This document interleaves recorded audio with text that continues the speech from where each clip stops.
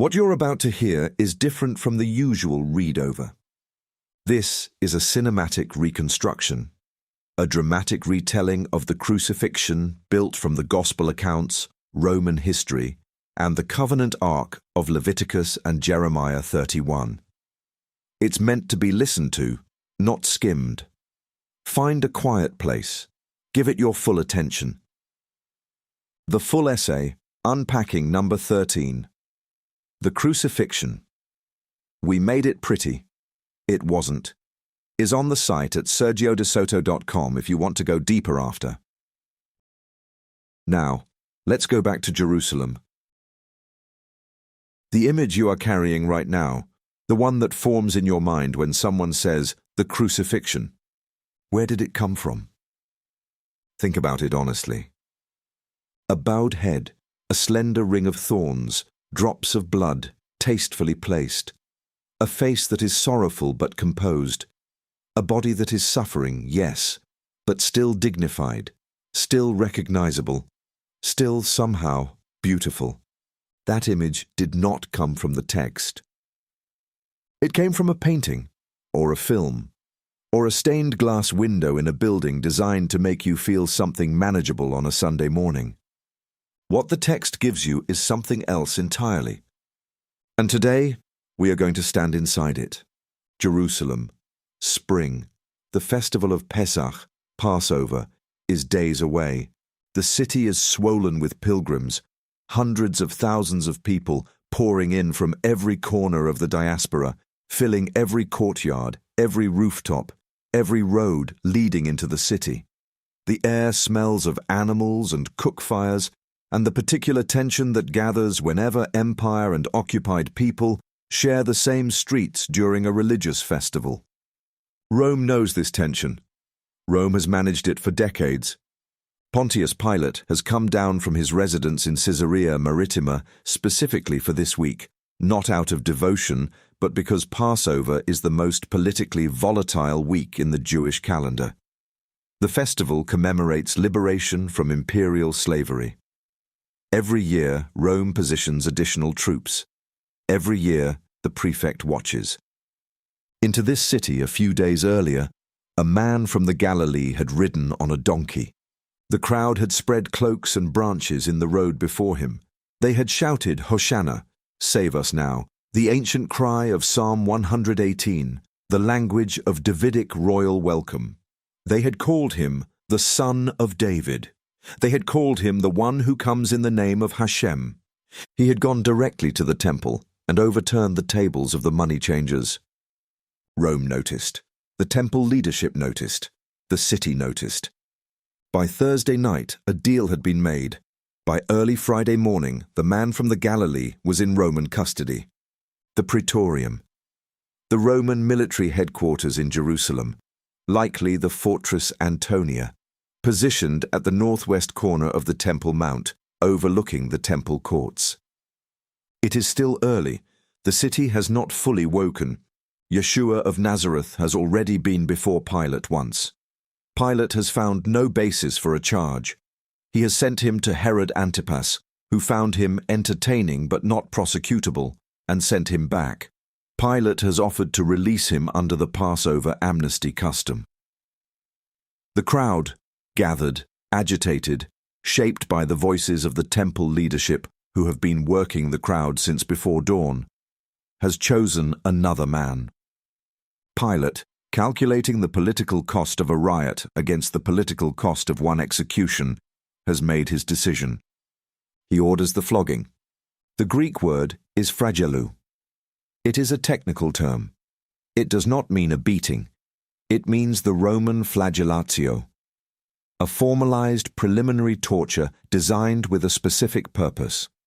Not to kill, but to bring the body to the edge of its capacity to endure, so that what follows will be shorter, more efficient. The instrument is a flagrum, a short whip with multiple leather straps, each tipped with lead balls or bone fragments. The condemned is stripped, bound to a post, and the straps are applied across the back, the shoulders, the legs. The lead tips wrap around the body. They tear. They expose. Medical historians who have studied the physical evidence of Roman flogging describe the result as lacerations deep enough to expose muscle, sometimes bone. By the time the flogging is finished, Yeshua of Nazareth is no longer standing on his own. Now the soldiers take him, not to a cell, not to a holding area to wait for execution, into the interior of the praetorium, the barracks space where the cohort is gathered. Matthew says the whole cohort assembled. A Roman cohort at full strength was 600 men. However many were present that morning, they gathered for what came next. What came next was not random cruelty. It was theatre.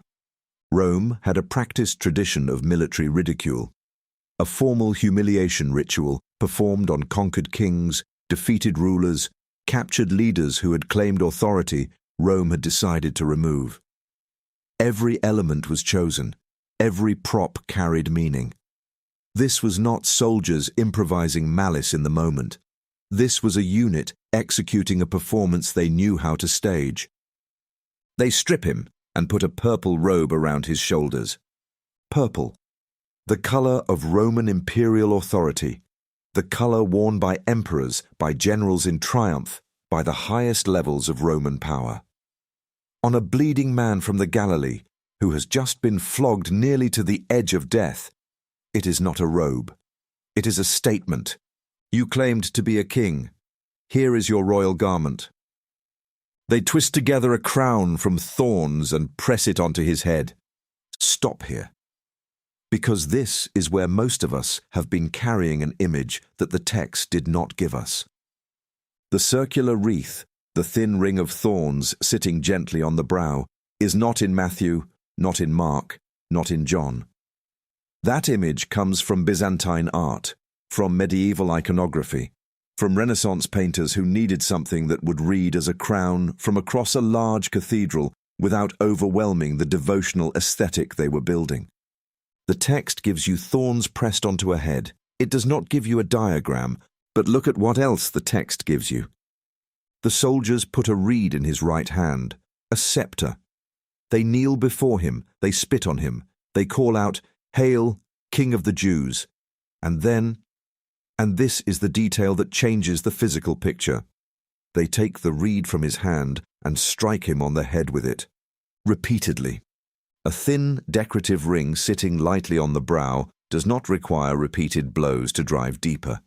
What the behavioral evidence of the scene describes, the pressing, the repeated striking with a reed, the force applied to the head, is more consistent with something that covered more of the scalp, something that needed force to embed further. A structure shaped less like a wreath and more like a fitted cap, a helmet of thorns.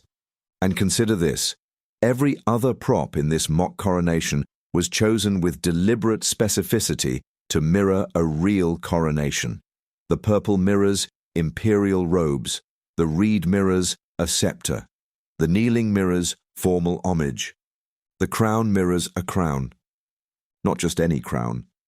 A diadema, the fitted royal headband worn by Herodian kings, by Roman client rulers, recognizable to every Jewish person in that courtyard as the mark of dynastic authority. The specific form of headgear that said, "This man rules." The text calls it a Stephanos, the word for an athletic victory wreath, a civic honor crown. But the soldier's intent, read against everything else in the scene, may have been to shape it to read as a diadema, and make it from thorns so it would wound like one.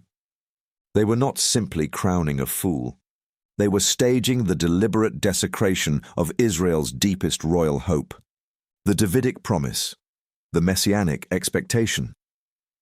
The hope that had sustained a people through exile, occupation, and centuries of waiting, pressed onto the head of the man who embodied it, and driven in further with a reed. He is brought outside. Pilate presents him to the crowd one final time. Behold the man. Whether this is contempt or a last attempt at mercy, the text does not say. The crowd's response is recorded. Crucify him. The crossbeam, the patibulum, is placed on his shoulders. he walks, or is made to walk. The Synoptic Gospels record that a man named Simon of Cyrene was conscripted from the crowd to carry the crossbeam when Yeshua could no longer bear it, which tells you something about the state of the body that had been through the flogging and the mock-coronation and was now being marched through the streets of a city swollen with Passover pilgrims. Luke records what lined the road. A great multitude of people followed, women mourning and lamenting, voices of grief in a crowd that the other Gospels also show contained mockers, soldiers, curious onlookers, and institutional leadership who had orchestrated the mourning and were now watching it conclude. This is one of the places where the familiar telling of the crucifixion story fails most completely. We have been handed a version in which the crowd is one thing, hostile, unanimous, culpable as a unit. That version is not in the text, and it is not a minor distortion. It is the distortion that fueled centuries of violence against Jewish people, justified by a reading of the crucifixion that made an entire people collectively responsible for a political execution carried out by Rome at the request of a concentrated leadership faction. The crowd at Golgotha was fractured. Some hated him. Some grieved him. Some had believed in him and were watching in silence, afraid. Some were soldiers doing a job. Some were passers-by who paused on the road to Jerusalem without fully understanding what they were seeing. Some would become, within weeks, the first witnesses of the resurrection, Jews in Jerusalem proclaiming that Israel's Messiah had been crucified and raised. Being executed before enemies is terrible. Being executed before enemies, mourners, frightened friends, and people who loved you and could not stop what was happening. That is a different kind of suffering entirely.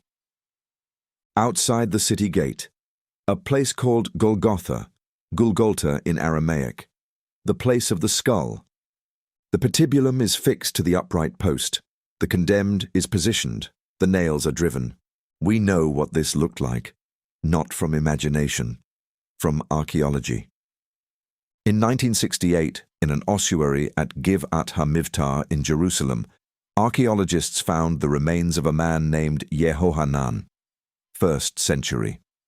The nail that had been driven through his heel bone was still there, still embedded in the fragment of olive wood it had passed through before entering the bone.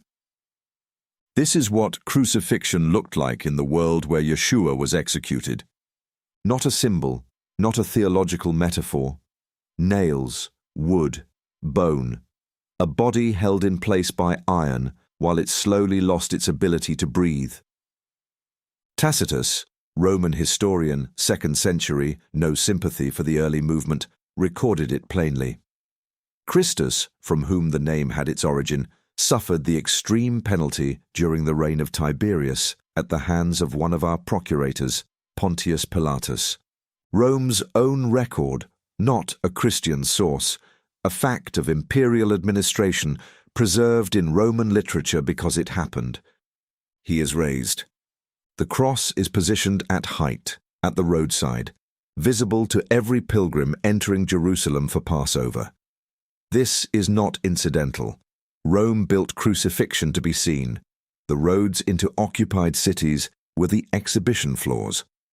The condemned were displayed precisely because the empire's message required an audience. This is what happens to those who claim authority Rome has not granted. Above his head, a charge is nailed in 3 languages, Hebrew, Greek, Latin. The 3 languages of the world that mattered in that moment, written so that no one passing by could claim they didn't understand. The King of the Jews. Pilate wrote it as mockery. The soldiers staged it as theatre. The crowd read it as warning. None of them understood what they were inscribing into history. Now we have to go somewhere that the devotional image never takes us. Because the cross is not finally about thorns. It is not about nails.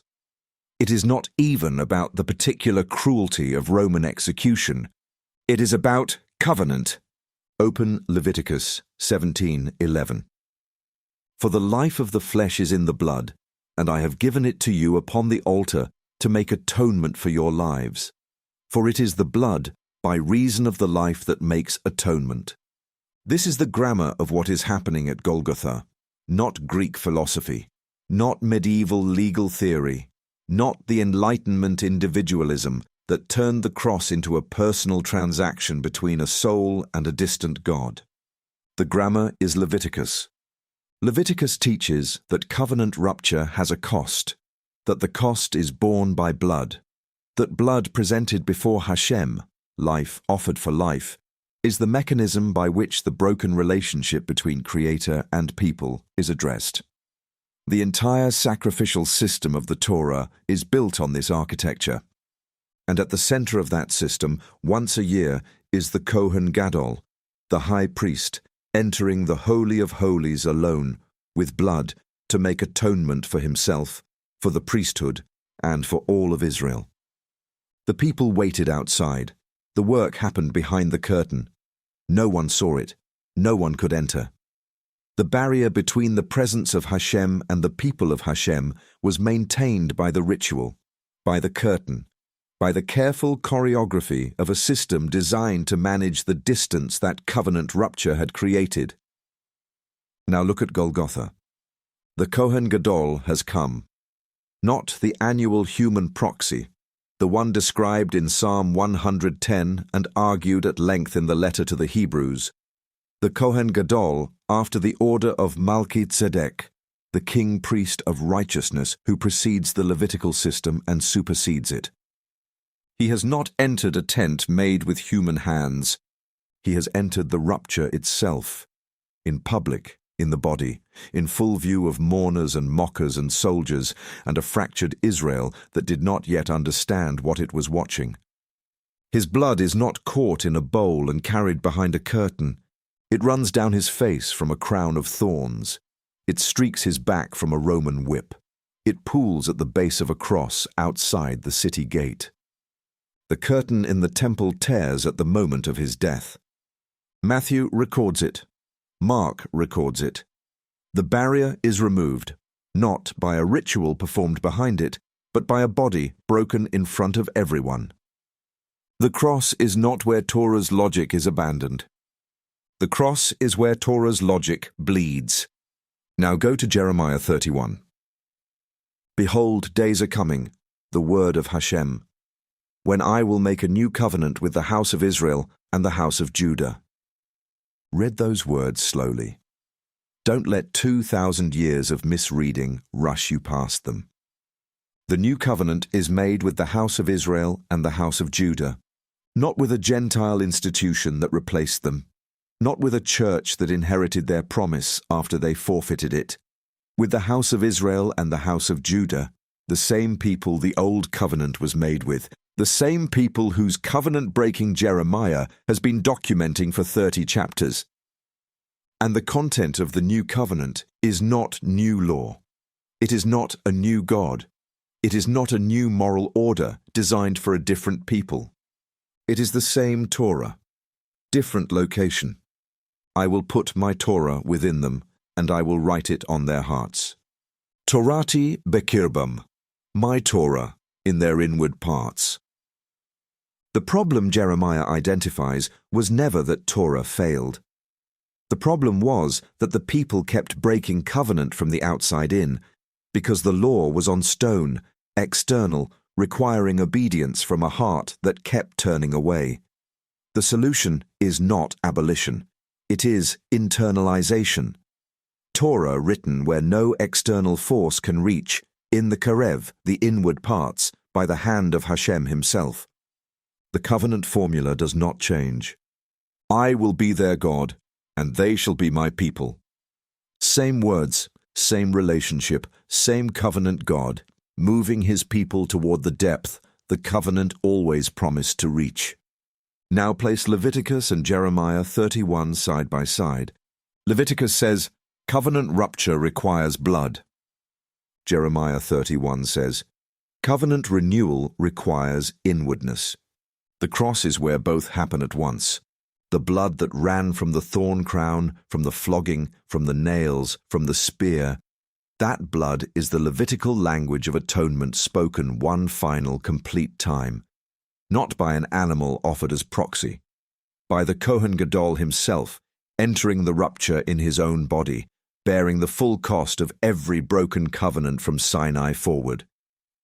And the resurrection, 3 days later, witnessed by people who were not expecting it, who ran to an empty tomb in confusion before they ran with proclamation. The resurrection is Jeremiah 31 made visible. The old is not buried. The new is confirmed. The covenant that was written on tablets is now offered for writing on the heart. We are not watching the old covenant fail and a new religion begin. We are watching the covenant story reach its terrible cost. And then, through resurrection, its promised renewal.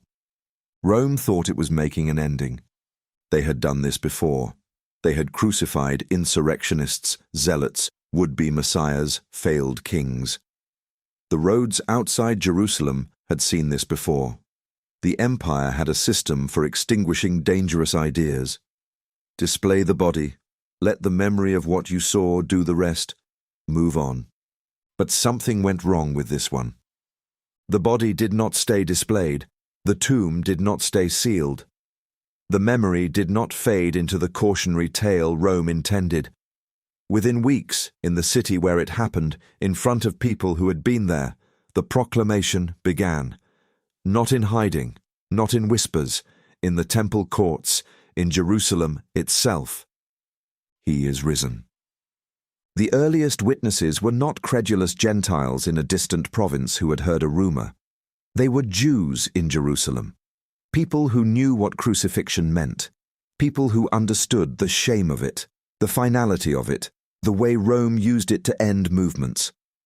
People who had every reason to stay silent, and every cultural framework that told them a crucified Messiah was a failed Messiah. They proclaimed it anyway. The cross made the memory unbearable. The resurrection made the memory believable. And the covenant, the unbroken, unabandoned, deepened, inwardly written covenant, running from Sinai through Jeremiah 31, through the blood of the Kohen Gadol, who entered the rupture himself. That covenant is what made the cross mean something the empire that built it never intended and could never suppress.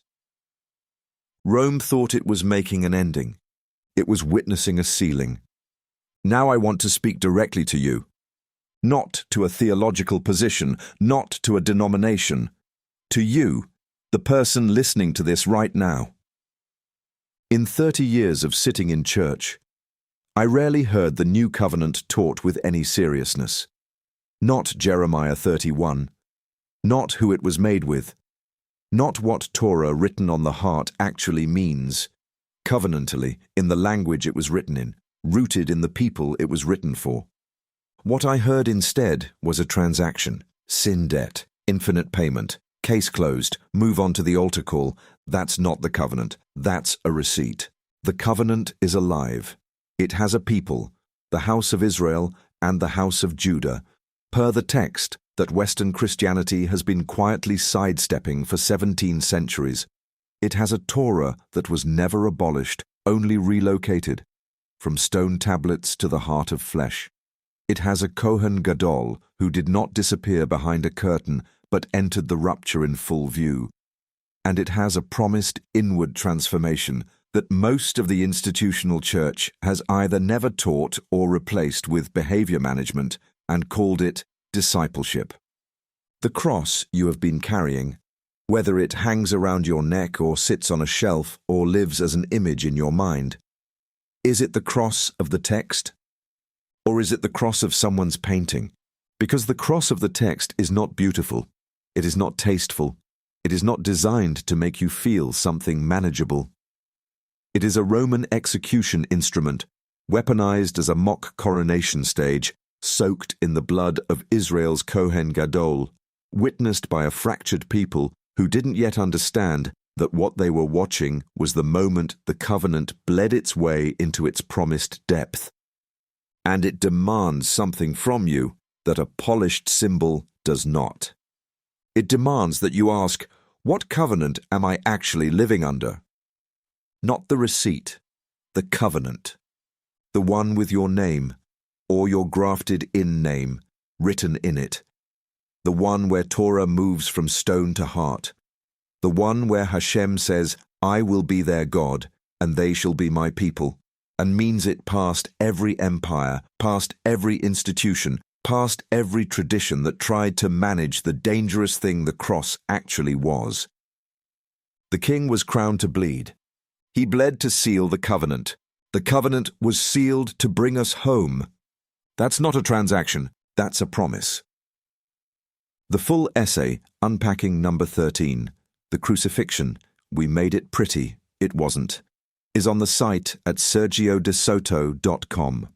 It goes deeper into the textual evidence, the Roman history, the Leviticus and Jeremiah 31 covenant arc, and the honest limits of what we can and cannot say about the thorn crown.